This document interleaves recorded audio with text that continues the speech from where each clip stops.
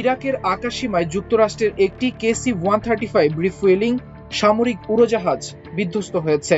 এ ঘটনার পর উদ্ধার কাজ শুরু করেছে মার্কিন সামরিক বাহিনীর সেন্ট্রাল কমান্ড সেন্টকম। এক বিবৃতিতে সেন্টকম জানায়, ইউএস সেন্ট্রাল কমান্ড একটি মার্কিন KC-135 রিফুয়েলিং উড়োজাহাজ বিধ্বস্ত হওয়ার বিষয়ে অবগত। অপারেশন এপিক ফিউরি চলাকালীন বন্ধুত্বপূর্ণ রাষ্ট্রের আকাশসীমায় এই ঘটনা ঘটে এবং বর্তমানে উদ্ধার তৎপরতা অব্যাহত রয়েছে। এই ঘটনায় দুটি উড়োজাহাজ যুক্ত ছিল। এর মধ্যে একটি বিমান পশ্চিম ইরাকে বিধ্বস্ত হয় এবং দ্বিতীয়টি নিরাপদে অবতরণ করেছে। বিবৃতিতে সেন্টকম দাবি করেছে, শত্রুপক্ষের হামলা কিংবা ভুলবশত নিজেদের বাহিনীর হামলায় এই দুর্ঘটনা ঘটেনি। এর আগে ইরানের নতুন সর্বোচ্চ নেতাকে হত্যার হুমকি দিয়েছেন ইসরায়েলের প্রধানমন্ত্রী বেনিয়ামিন নেতানিয়াহু।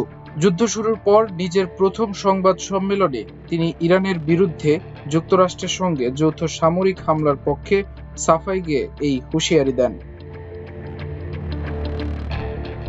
নেতানিয়াহু বলেন, প্রায় 2 সপ্তাহ ধরে চলা যুক্তরাষ্ট্র ও ইসরায়েলের বোমাবর্ষণের পর ইরান আর আগের মতো নেই। তেহরানের এলিট ইসলামী রেভলিউশনারি গার্ড কোর IRGC এবং আধা সামরিক বাহিনী বাজিস বড় ধরনের ক্ষতির সম্মুখীন হয়েছে।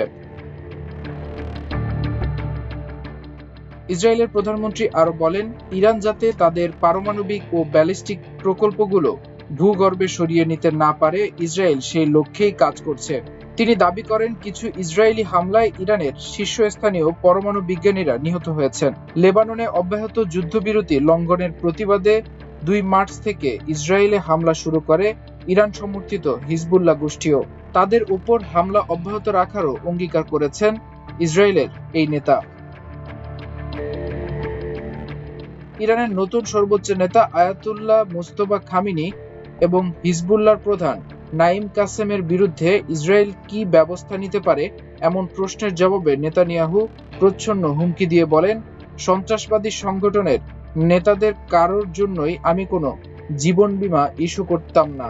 আমরা কি পরিকল্পনা করছি বা কি করতে যাচ্ছি সে সম্পর্কে আমি এখানে সুনির্দিষ্ট কোনো বার্তা দিতে চাই না। ইসরায়েলের প্রধানমন্ত্রী দাবি করেন, তেহরান এবং হিজবুল্লাহ এখন আর আগের মতো হুমকি তৈরির অবস্থানে নেই। এ সময় নেতানিয়াহু বলেন, তারা সরকার পরিবর্তনের পরিবেশ তৈরি করতে পারেন, তবে রাস্তায় নামার দায়িত্ব ইরানের জনগণের।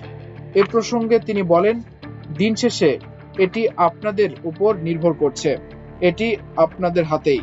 ইসরায়েলের প্রধানমন্ত্রী আরো বলেন, তিনি এবং যুক্তরাষ্ট্রের প্রেসিডেন্ট ডোনাল্ড ট্রাম্প প্রতিদিন অকপটে কথা বলছেন।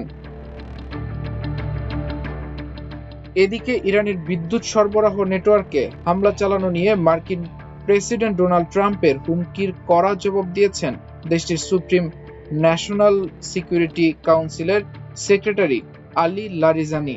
তিনি হুঁশিয়ারি দিয়ে বলেন, ওয়াশিংটন যদি এমন পদক্ষেপ নেয় তবে পুরো অঞ্চল অন্ধকারে ডুবে যাবে। সামাজিক যোগাযোগ মাধ্যম এক্সে দেওয়া এক পোস্টে লারিজানি বলেন, ট্রাম্প বলেছেন, আমরা 1 ঘন্টার মধ্যে ইরানের বিদ্যুৎ সক্ষমতা ধ্বংস করে দিতে পারি, কিন্তু এখনো তা করিনি।